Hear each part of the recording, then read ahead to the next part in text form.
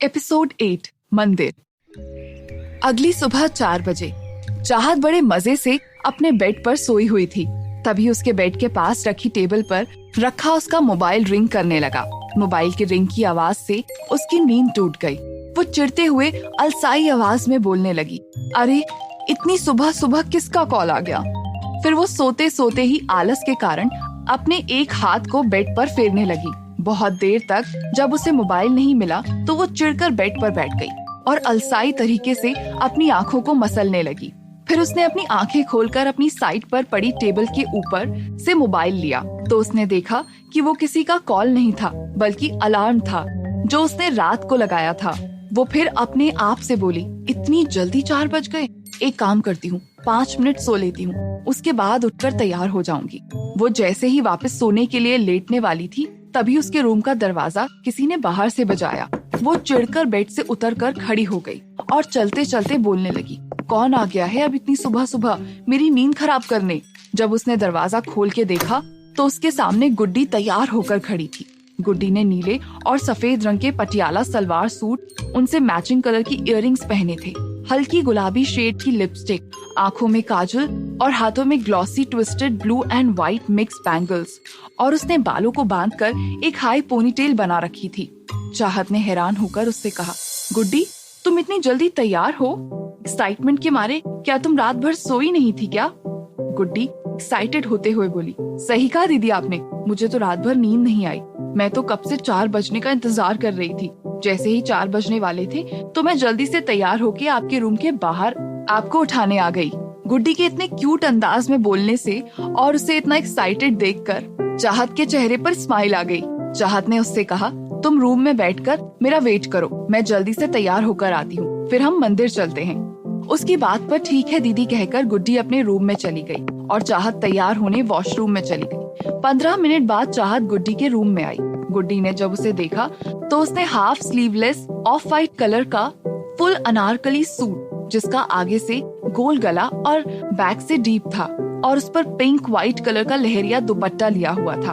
गुलाबी light shade वाली lipstick, आंखों में काजल, उसने कानों में छोटे छोटे सिल्वर कलर के झुमके पहने हुए, हाथों में पतली पतली सिल्वर कलर की चूड़ियां पहनी हुई थी। उसने अपने बालों को क्लच से हाफ बांध रखा था, आगे से कुछ बाल उसके चेहरे पर आ रहे थे।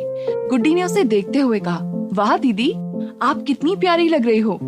चाहत ने उसके गालों को खींचते हुए कहा, और तुम तो बहुत क्यूट और ब्यूटीफुल लग रही हो। एक दूसरे की आपस में ऐसी तारीफ करने के बाद वो दोनों हंस दी। 5 मिनट बाद वो दोनों एक साथ नीचे आईं। नीचे शुचिता जी पूजा की तैयारी कर रही थी। वो दोनों उन्हें बाय कहकर बाहर स्कूटी के पास आ गई। चाहत ने जल्दी से स्कूटी स्टार्ट किया और गुड्डी उसके पीछे बैठ गई। फिर वो दोनों मंदिर के लिए निकल गए। नीलकंठ महादेव मंदिर, ऋषिकेश। सुबह के 5 बजे चाहत ने मंदिर के सामने स्कूटी रोकी। गुड्डी स्कूटी से उतरते हुए मंदिर को देखते हुए बोली, वाह ये मंदिर तो बहुत बड़ा है दीदी। चाहत ने भी स्कूटी की होल से की निकालते हुए कहा, ये सिर्फ बड़ा ही नहीं बल्कि देखने में भी बहुत सुंदर है, चलो अंदर चलकर खुद ही देख लो। गुड्डी ने चाहत के बगल में खड़े होकर बोला, लेकिन दीदी आज तो बहुत भीड़ होगी ना अंदर। उसके ये कहने पर चाहत ने मंदिर की ओर देखते हुए उससे कहा, यहाँ मंदिर में सोमवार को बाकी के दिनों से बस थोड़ा ज्यादा भीड़ होती है, चलो अंदर चलते हैं। फिर वो दोनों अंदर जाने लगी। वो दोनों जैसे ही अंदर की ओर गईं, तभी मंदिर के सामने कुछ देर बाद एक black Lamborghini sleek sports car आकर रुकी। उसमें से 3 हैंडसम और डैशिंग लड़के नीचे उतरे। वो तीनों और कोई नहीं बल्कि रोहन, शान और निहाल थे। उन तीनों में से कोई भी कम हैंडसम नहीं लग रहा था। उन तीनों ने एक जैसा ड्रेसिंग स्टाइल कैरी किया हुआ था। उन तीनों को उस कार के साथ खड़ा देख किसी की भी नजर सिर्फ उन तीनों पर आकर रुक रही थी, और उनमें से सबसे ज्यादा गिनती लड़कियों की थी। वहाँ खड़ी हर लड़की उन तीनों को अपना लाइफ पार्टनर बनाने की प्रार्थना शिवजी से कर रही थी। उनमें से एक लड़की दूसरी लड़की से बोली, आज अगर इन तीनों लड़कों में से कोई भी एक मेरी लाइफ में आ गया तो मैं पूरी जिंदगी हर सोमवार शिवजी का व्रत रखूंगी। तो वहीं दूसरी लड़की बोली, अगर मुझे इन तीनों में से कोई मिल गया तो मैं अपने दोनों बॉयफ्रेंड्स को छोड़ दूंगी। वहाँ पर हर कोई उन तीनों की ही बातें कर रहे थे। शान ने स्लिम ब्लैक शर्ट के साथ ब्लैक चिनोस पैंट पहनी थी।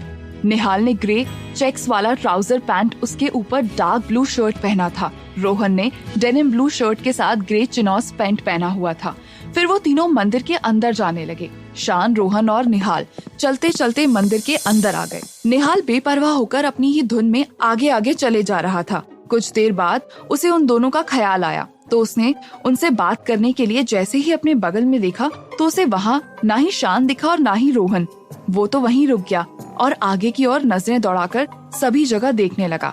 उसे जब वो दोनों नहीं दिखे तो उसने पलटकर पीछे देखा। उसने देखा कि शान और रोहन उससे थोड़ी दूरी में एक जगह पर खड़े होकर उस पर ही अपनी आंखें गड़ाए उसे खा जाने वाली नजरों से देख रहे थे।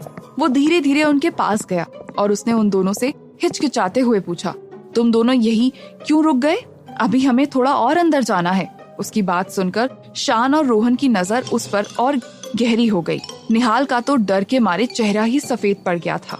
शान ने उससे गुस्से भरे लहजे से कहा, हम लोग अभी शूट के लिए लोकेशन देखने जा रहे थे ना, और तुम हम दोनों को झूठ बोलकर यहाँ मंदिर लेकर आ गए। मैं पूछ सकता हूँ कि तुमने ऐसा क्यों किया? और एक बात बताओ, तुम कब से पूजा पाठ में बिलीव करने लगे? निहाल ने डरते हुए जवाब दिया, मैं ये नहीं करना चाहता था, लेकिन मुझे किसी ने मजबूर किया था, इसीलिए मुझे ऐसा करना पड़ा। रोहन ने गहरी नजर से उसे देखते हुए पूछा, किसने किया? रोहन के पूछने पर निहाल ने उसे कोई जवाब नहीं दिया, इसीलिए रोहन ने अपनी आवाज को और गुस्से से गहरी करके पूछा। निहाल ने घबराते हुए आंखें बंद करके जल्दी से उसे जवाब दिया, कीर्ति बुआ ने। निहाल का जवाब सुनकर शान और रोहन ने ऐसे सिर हिलाया जैसे वो पहले से ही जवाब जानते थे।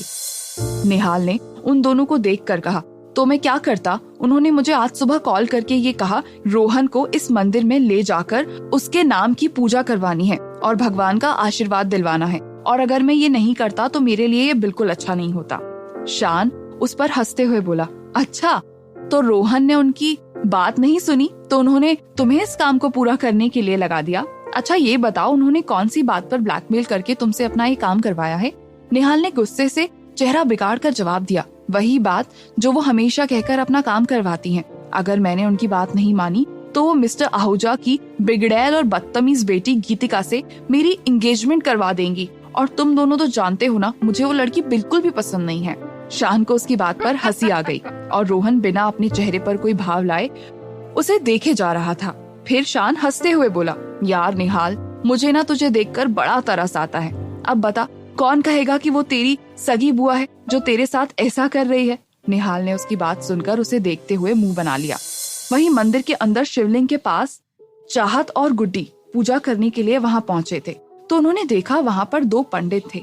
एक 30 वर्ष की उम्र के आसपास वाले पंडित शिवलिंग को मालाओं से सजा रहे थे और दूसरे वाले पंडित, जिनकी उम्र 55 से 60 साल के बीच होगी, वो शिवलिंग के पास बिखरे पड़े फूलों को इकट्ठा करते हुए अपने आप से ही गुस्से से बड़बड़ाए जा रहे थे।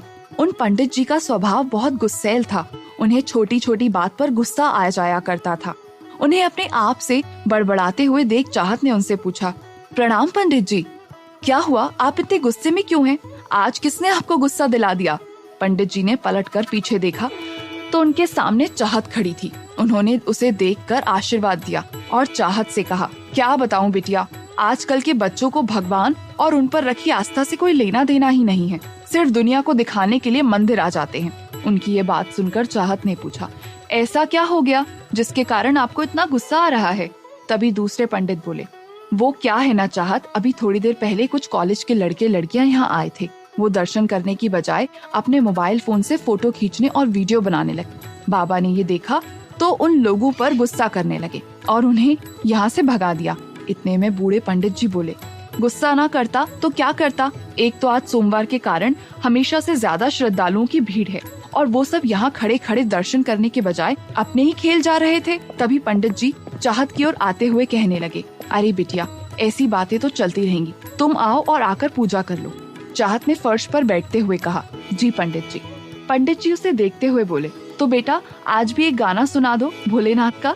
दिन की शुरुआत अगर तुम्हारे मधुर गीत से होगी तो आज का दिन भी बहुत शुभ ही होगा। उनकी ये बात सुनकर चाहत ने मुस्कुराते हुए कहा, हाँ कहा, और अपने सर पर दुपट्टा रखने लगी। गुड्डी उसके पास आकर बैठ गई। वो अब गाना शुरू करने ही वाली होती है। दूसरी ओर निहाल और शान की बात सुनकर रोहन उनसे कहता है, वो वापस जा रहा है, और जाने के लिए पीछे पलट जाता है। निहाल उसे रोकने के लिए उसके पास जाने लगता है। तभी उन सभी के कानों में गाने की धुन सुनाई देने लगती है। रोहन उस गाने की धुन की ओर पलटता है और उसकी ओर जाने लगता है और वहीं चाहत गाना शुरू करती है। पूरब से जब सूरज निकले, सिंदूरी घन छाए, पवन के पग में नुपुर बाजे, मयूर मन मेरा गाए, ओम नमः शिवाय, ओम नमः शिवाय। संगीत चल रहा होता है। चाहत के गाने को सुनकर वहां लोगों की भीड़ इकट्ठी होने लगी और दूसरी तरफ रोहन गाने की धुन को सुनते हुए आगे बढ़े जा रहा था और उसके पीछे पीछे शान और निहाल जाने लगे। लेकिन वहां भीड़ होने की वजह से उन दोनों को रोहन के पास पहुंचने में प्रॉब्लम हो रही थी। चाहत ने आगे गाना शुरू किया। पुष्प की माला थाल सजाऊं, गंगा जल भर कलश में लाऊं, 9 ज्योति दीप जलाऊं, चरणों में नित शीश झुकाऊं, भाव विभोर होके भक्ति में रोम रोम रंग जाए, हो मन मेरा गाए, ओम नमः शिवाय, ओम नमः शिवाय। आखिरकार रोहन उस जगह पहुंच गया जहां से वो गाना गाने की आवाज आ रही थी। लेकिन वहां इतनी भीड़ थी कि वो ये देख ही नहीं पा रहा था कि वहां गाना कौन गा रहा था। इसीलिए वो भीड़ के बीच में झांकने की कोशिश करने लगा कि कौन गा रहा था, लेकिन उसे उसका चेहरा नहीं दिख रहा था। आखिरकार परेशान होकर वो भीड़ को धीरे धीरे साइड करते हुए अपने कदम आगे बढ़ाने लगा। चाहत ने आगे गाना शुरू किया। अभयंकर शंकर अविनाशी, मैं तेरे दर्शन की अभिलाषी, जन्मों से पूजा की प्यासी, मुझ पे करना कृपा जरासी, मुझ पे करना कृपा जरासी, तेरे सिवा मेरे प्राणों को और कोई न भाए, हो मन मेरा गाए, ओम नमः शिवाय, ओम नमः शिवाय।